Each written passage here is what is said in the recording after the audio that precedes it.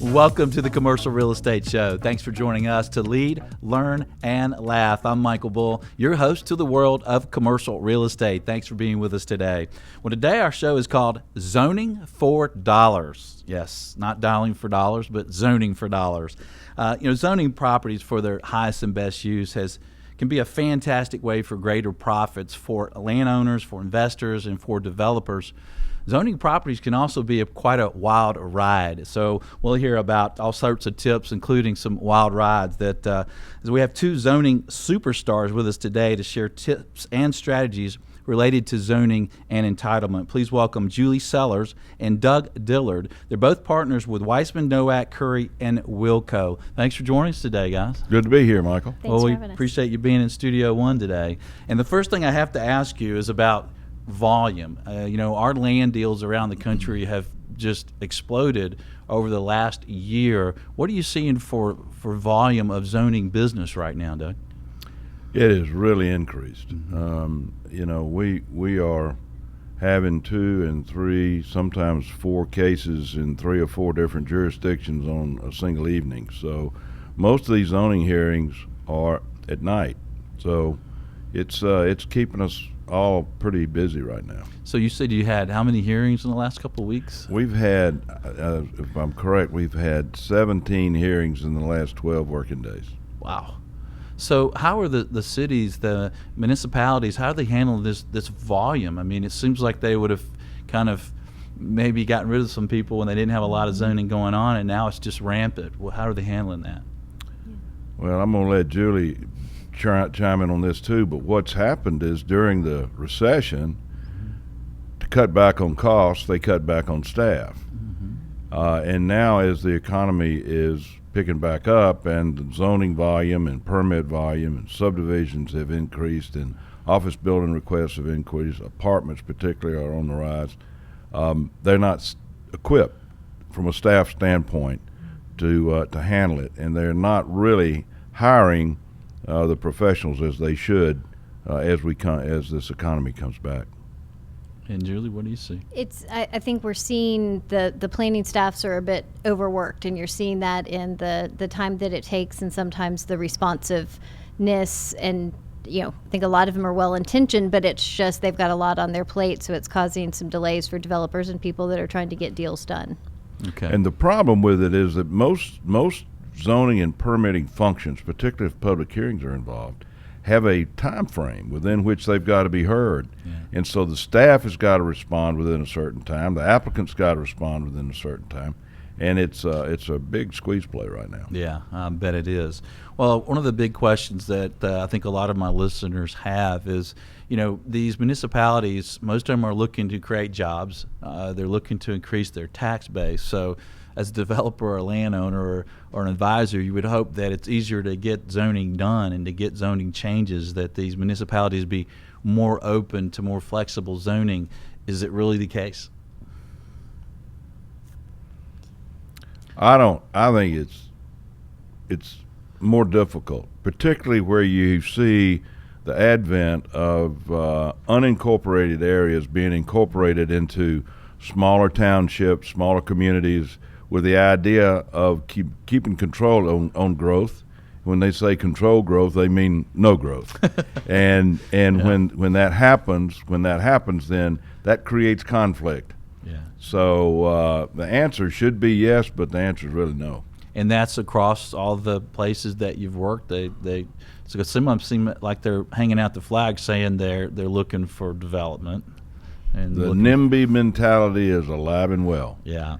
And NIMBY, not in my for those backyard. who not in my backyard. Yeah. The only place where I've been recently that their quote was density is our friend is Vancouver. Mm-hmm. They've redone, if you're familiar with Vancouver, they've redone downtown Vancouver very nicely with transit and rail and high density residential as well as attendant retail, and they've done very well in bringing the downtown core of Vancouver back, and that's happening throughout the country in a lot of areas. Yeah. Well, we need some density. I mean, that seems to be the growth is in the major cities, and we're going to need the density. So, what are some tips for a landowner or a developer who is trying to get zoning? What would be some tips you would share with them? I'll let Julie I think take that. one of the first things is making sure that you're doing your due diligence, and particularly if you are looking to do a commercial or multifamily, something that's adjacent to or in close proximity of single-family homes, reach out to the neighborhoods, because the people that are going to be making these decisions are elected officials, and they're going to listen to their constituents. And so I think that's one way to start off on the right foot, is educating the neighbors. And then equally important is working with the planning staff. Have a pre-application meeting to make sure that you begin the process of educating the staff as far as your goals and vision for the project, and they can give you a heads up as to maybe some roadblocks that they might see. To follow up on that, we spend our time working it out, creating a political environment that allows the elected official to make the decision that we want them to make. And to do that, you need to get agreement and accord basically with the neighborhood units. Some cities have what they call neighborhood planning units, which are basically satellite governments. And you work with them, work it out, and you take that package all nicely wrapped with a ribbon on it to the elected official and ask them to make a decision. And 90% of the time, you're gonna get what you asked for. They don't want to have to make a land use decision, particularly if it's controversial and contrary to the wishes of area residents. Any other tips to deal with the politicians when you're involved in this process? Well, one thing you want to be sure is you want to let them know you're around. And one way to do that is to be active with them politically. Now, that doesn't mean you got a zoning application, you walk in there with a check. Okay? That's not what we're talking about. What we're saying is that where there are legitimate fundraising events, and there are certain officials that are more pro to development than others, so you obviously are going to have choices many times. But when we make political contributions, we're not asking that they agree with us when we walk in with a zoning. All we are asking is that they give us an audience, they give us access, let us come talk to them ahead of time so that we know that we're talking to the right people. Many times we go to the elected official and ask them to tell us who in that neighborhood we need to go talk to. Yeah. And so they help guide us, keeps them in the process, and when we come out with an agreement, which we do over 50% of the time, it's they're part of that agreement. So it's a pretty much easier sale at that point. Yeah, that's important. Well, I've had some landowners come to me with unrealistic expectations of what their property could be zoned for. What are some tips for developers or landowners that you could share to give them to figure out what might work in a certain area? Julie's had an interesting experience this week. I'm going to let her expand on that. I think the first one good step is looking at the zoning classifications of the adjacent and nearby property.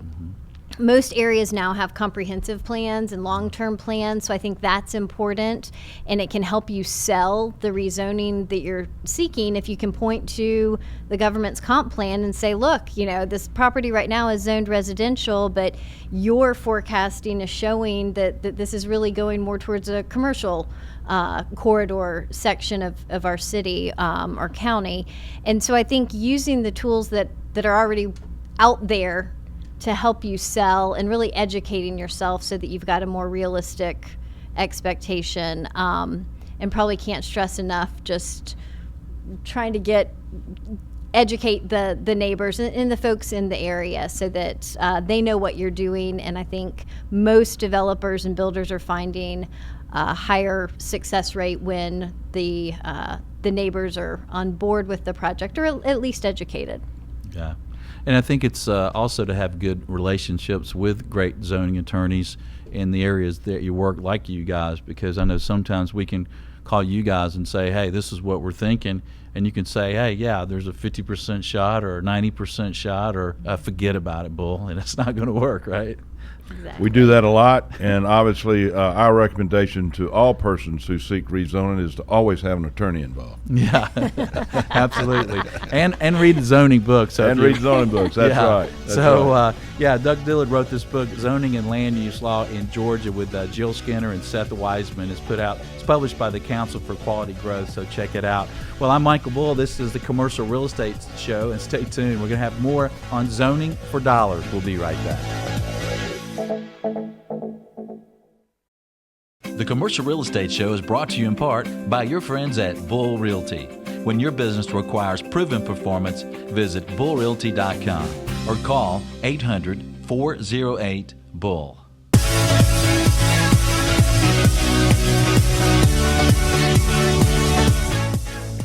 Welcome back to the Commercial Real Estate Show. I'm Michael Bull. Thanks for being with us. Our show today is called Zoning for Dollars. We're talking with Julie Sellers and Doug Dillard. They're both with Wiseman, Nowak, Curry, and Wilco. And Julie, not everyone is well versed in zoning and maybe even commercial real estate that listen to this show. So can you tell us the difference between a special use permit, a variance, and then just a need for rezoning? Sure. I'll start with the rezoning, because that is sort of the broad concept. Is most areas have zoning regulations which control the manner that property can be used. A variance application is typically a property owner, developer who wants to do a development, a building, some sort of project, but needs perhaps it's a front yard setback that the restrictions are you have to have a minimum of 35 feet, and you really want to put that house at 30 feet. So that would be a variance application. And a special use permit is a permit that local governments will require to use a property in a certain manner. For example, some zoning classifications will say, it's primarily residential use. That's the use that can be in that district, but there are other acceptable uses if you get a permit. A daycare is often one that needs a special use permit.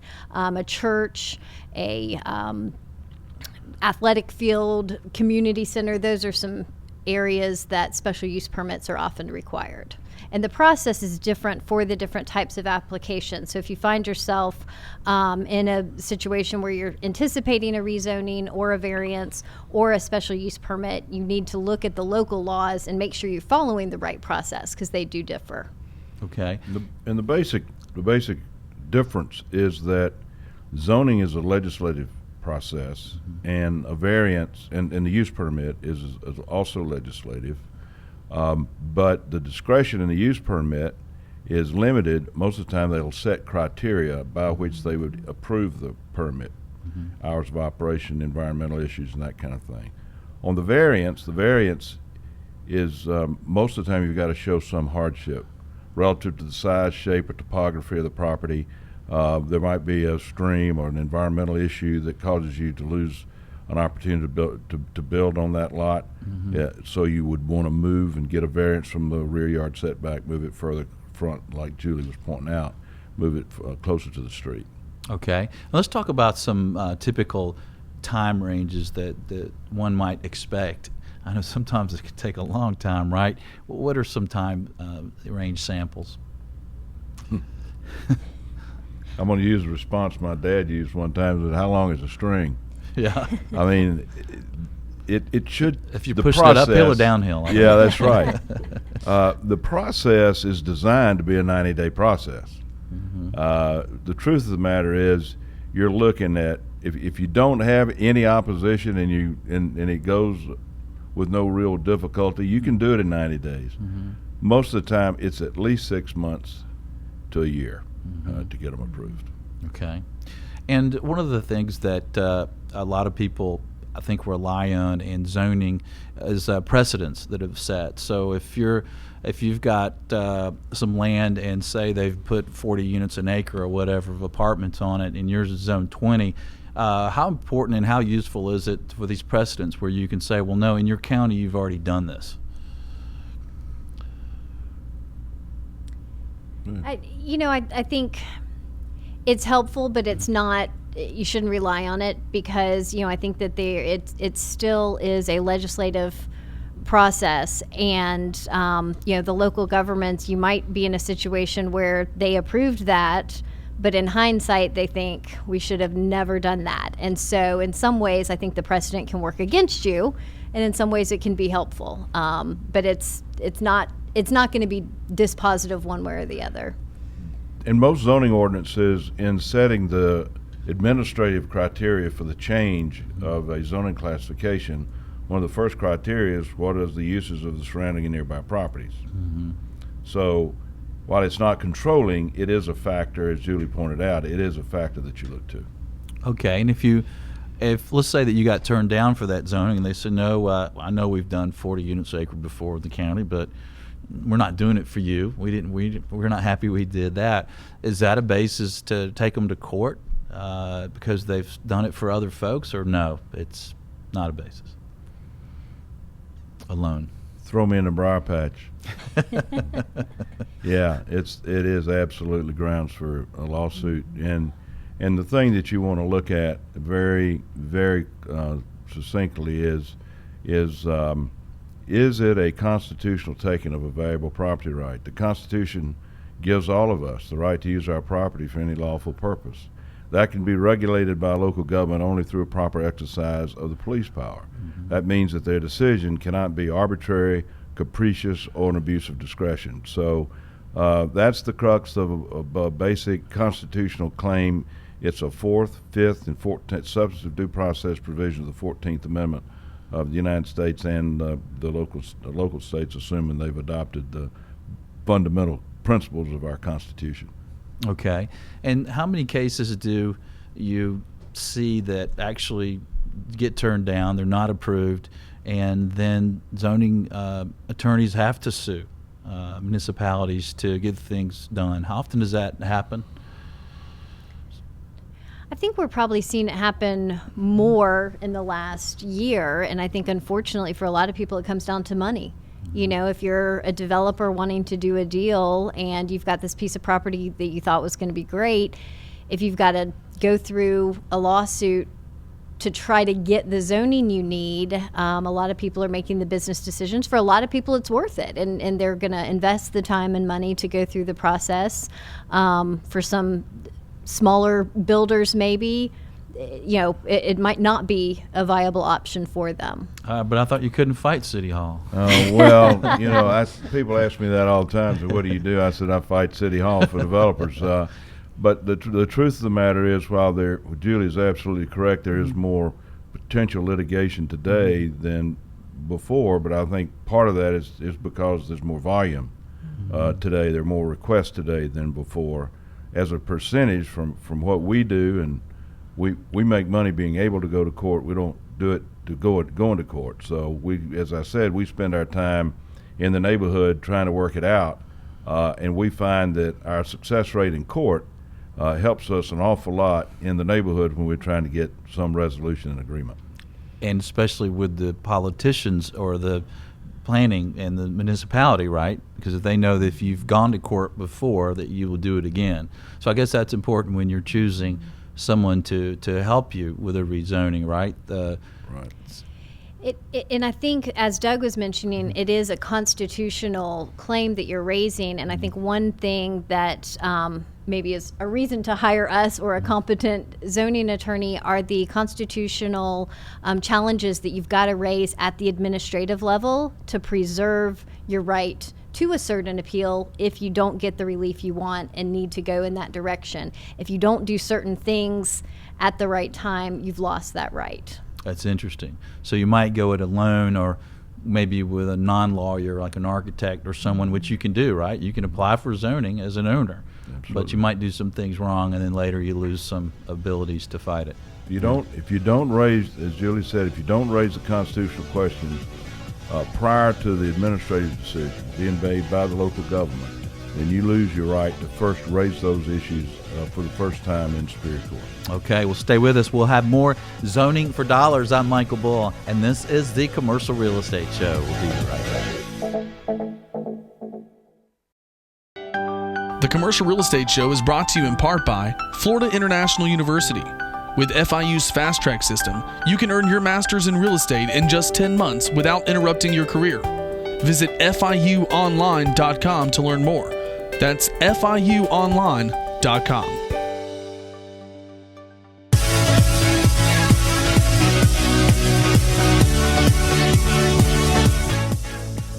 Welcome back. I'm Michael Bull, and this is the Commercial Real Estate Show. Our show today is called Zoning for Dollars. We have Julie Sellers and Doug Dillard with us in the Studio One today, and we're talking about crazy ride of rezoning.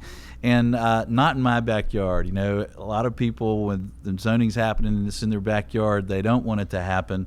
What are some misconceptions that neighbors in a community sometimes have regarding rezoning and land planning? Well, I refer to it as caveman mentality. Caveman didn't like change, you know.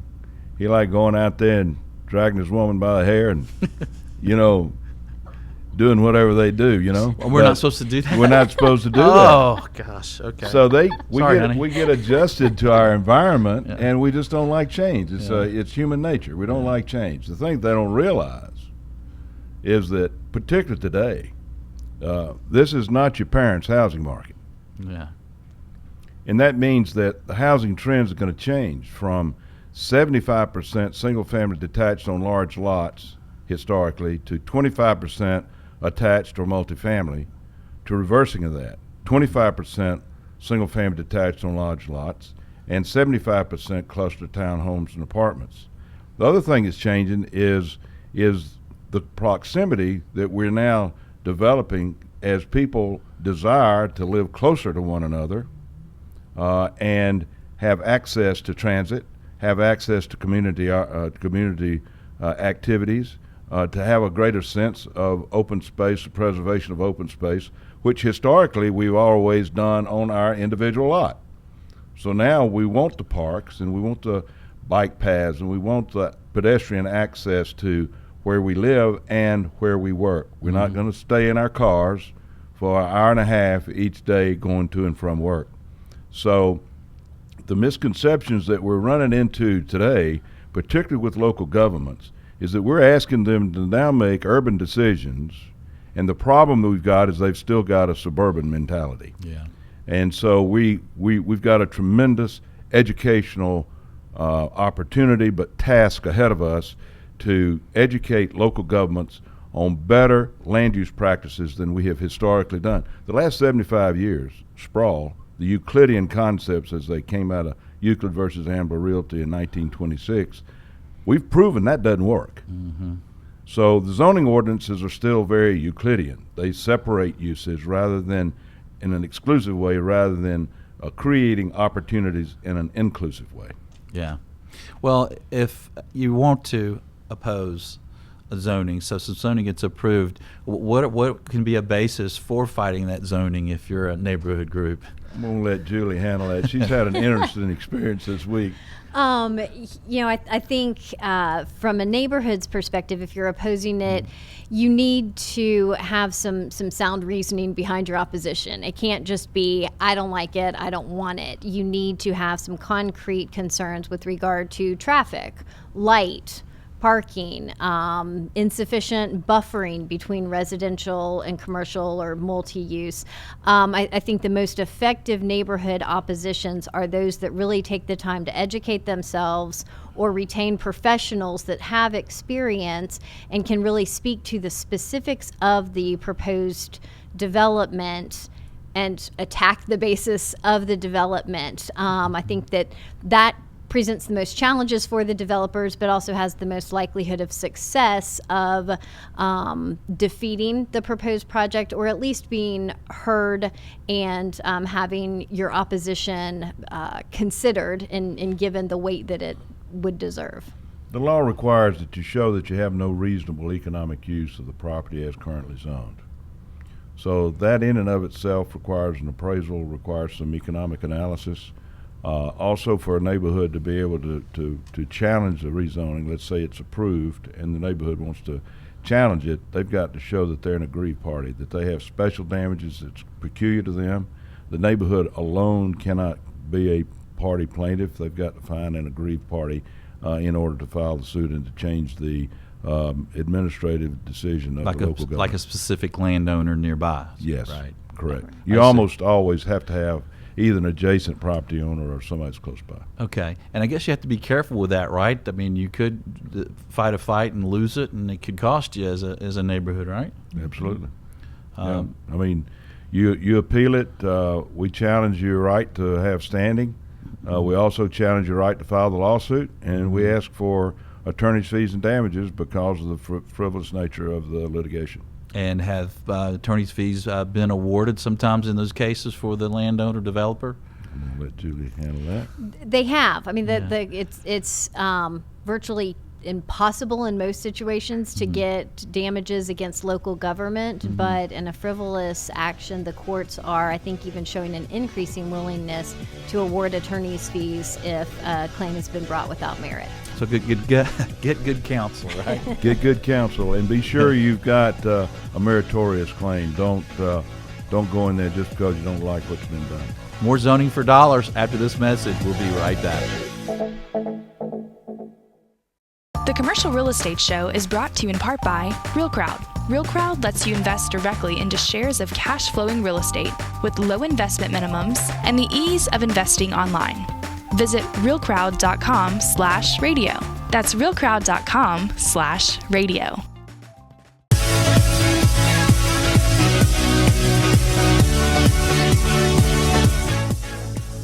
Welcome back. I'm Michael Bull, and this is the Commercial Real Estate Show. Today, our show is called Zoning for Dollars. We have Julie Sellers and Doug Dillard with Wiseman, Nowak, Curry, and Wilco, and we're talking zoning. And one of the questions I get from a lot of sellers of properties is, should they be concerned about a buyer putting their property under contract, contingent on rezoning, the buyer taking it all the way through the process, and the zoning failing and not happening?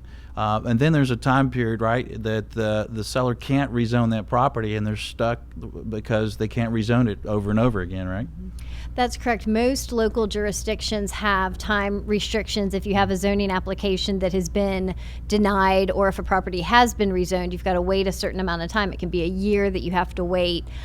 Sellers do need to be concerned, and they need to be cautious. It's perfectly appropriate, and it happens all the time, and it should happen, to have contingencies in contracts to allow a buyer to go through the rezoning process. But as a seller, you want to be part of that process, because most jurisdictions are going to require a seller's authorization. So you're giving your permission to have your property rezoned. And if you see things starting to go in a negative way and perhaps have some concerns, then you as the owner have the ability to pull that application. And withdrawing the application is a much better option than facing a denial. But what would be a proper trigger that a developer is spending the money to rezone that might allow in a contract? There's some signal from the municipality that this may not happen? What would be a good trigger? I think if most developers are great. You do have, and I had a recent experience with what I would consider a rogue developer, and I think if this was a property under contract, this developer was sending very personal attacks and emails and communications to the county commissioners. I would think if that seller had any idea of the manner in which the developer was carrying himself, I would think that they would have pulled that rezoning. If the contract gave them a right to, right? They'd have to have the right in the contract. Right, exactly. Right. What about, should a seller be concerned about also that the property does get rezoned, it is successful, it's contingent on that site plan or that exact number of units, what's going to be built there, and then the purchaser just doesn't close, doesn't fund it? Should the seller be concerned about that? Absolutely. I mean, you've got to, if possible, have agreements relative to density, have agreements relative to the overall approval, et cetera. A lot of times developers don't line up their money to close until after they get the zoning, because they don't know whether they're going to get it or not. So it's sort of a catch-22 for a seller. The seller needs to be very much involved in a part of the process. As Julie said, they've got to authorize rezoning to begin with, but there needs to be certain checkpoints, and you can do that in the contract that the seller has to sign off on. Yeah. We've got a matter right now that we're getting extensions about every 3 or 4 months because the zoning process has been extended beyond what everybody thought it was going to be. Okay. What about when you're going and asking for a certain density, number of units or square footage per acre or what have you? Should you ask for a little bit more than you really need so you can negotiate?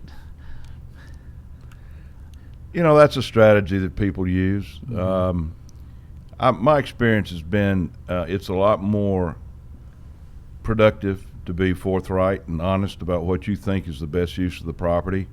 If it's good, sound land use planning, you don't really need to play that game. Yeah. There are other things you can do relative to open space, landscaping, access, hours of operation. There are all kinds of conditions that you can add that would address the concerns of the neighborhood. Okay, and those are good points, and I want to ask you about that. Are there certain things that a developer might put in his plan that might tip the scales a little bit with the neighborhood or the municipality, like green space or anything? Absolutely. I think green space is something that most areas, especially in-town areas, are lacking. So the more green space you can add, I think that enhances the appeal to the neighbors.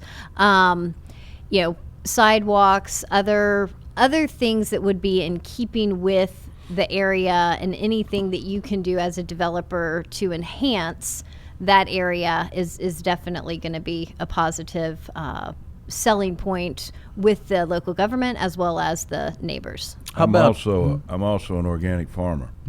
So we're finding that community gardens, the right for each property owner to have a garden, as a farmer, I believe there's a constitutional right to garden. But some local ordinances put restrictions on that. Yeah. So I think that is becoming very popular as a community amenity to encourage the rezoning of the property. Just so your farm's not in Colorado. That's right. It's not in Colorado. Well, are there any situations where a landowner should consider rezoning their property before they find a buyer or developer for it? In most cases, you probably don't want to. Developers are, unless you're a developer, but developers are savvy. They know what projects are going to sell. They know what their price point is and what they need as far as a density and use. If you do that prematurely, you may end up with property, and while you think that you're enhancing the value, you may actually keep it the same or even reduce it, because you may have had it rezoned to something that no one wants. So in most cases, it's going to be to the owner's best interest to wait until you've got somebody that's interested in the property and then start the rezoning process. Okay. And have you seen contracts when you're involved in the rezoning that the price of the property is adjusted based on the outcome of the zoning on the density? Or Absolutely, and we structure our fees that way as well. We say, okay, how many units or what kind of density do you need to make this deal work?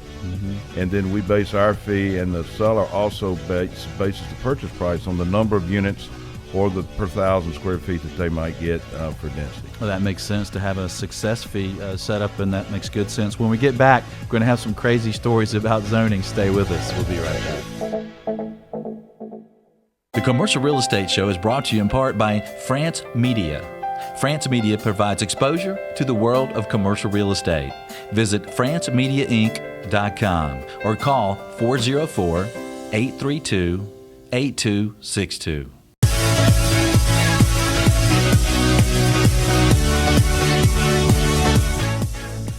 Welcome back. I'm Michael Bull, and this is the Commercial Real Estate Show. Today we're talking about zoning for dollars. We have Julie Sellers and Doug Dillard here with us in Studio One. And guys, zoning can get pretty personal sometimes, can't it? And get kind of crazy. People can really get upset when zoning is in their backyard, or sometimes they feel like they deserve the zoning and they're not getting it, and people are interfering with their property rights. What are some of the craziest things that you've seen out there? Well, over the years, I've had some pretty weird threats. I had a call one night back 20 years ago, and they said, we know where your children go to school, and you better be careful. And, I had my phone tapped, called the DA, had my phone tapped, and they continued to make harassing calls to my home. They wouldn't call me at the office. They called my wife and kids and that kind of thing. And it was coming from a payphone, and so we never could we had a surveillance on it, but back in those days, it didn't have cell phones. I guess you could track it easier today than you could then. But I've had police and escorts into and from hearings. I had a hearing in a local jurisdiction a couple of years ago when we were trying to get a mosque approved, and the police chief came up to me and said, "I'm going to escort you to your car." People would go online, videos. There was one, she had a woman had her grandson, a pit bulldog, and a gun, a A1 or 45, whatever those rifles are, strapped to the deal, and said, "No need to beware of the dog." Directed at us, and the wow. People get can get pretty hot and bothered. We've had 3 evacuations of our office building over the years as a result of zonings that are going on. So, and most of the time, they're unavailable to discuss the merits of the case. They've made up their mind they're going to fight you, and they really don't understand the process, and they think that they can, through threats and intimidation, make you go away. And the truth of the matter is, it just makes us fight harder. Yeah. So it's it can get personal, and for us, it's never personal.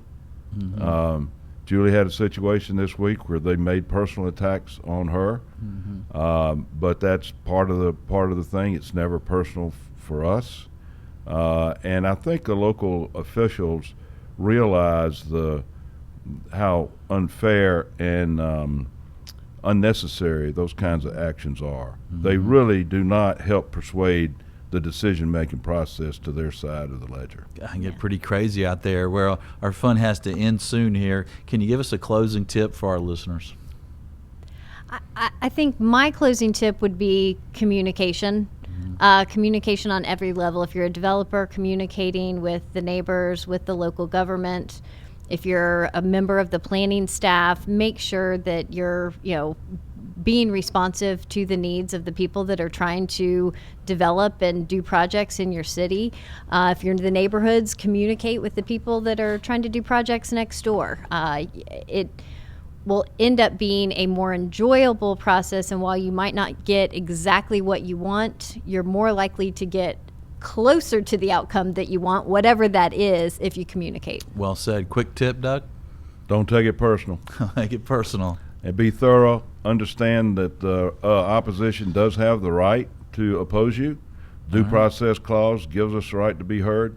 They have that constitutional right, and their privilege, and we need to always respect that. Well said, Doug. Julie, thanks for joining us today. Thanks for having us. We appreciate having you on the show today. And if you'd like more information from them, visit wncwlaw.com. We'll have a question for you as a listener. Can you join us next week?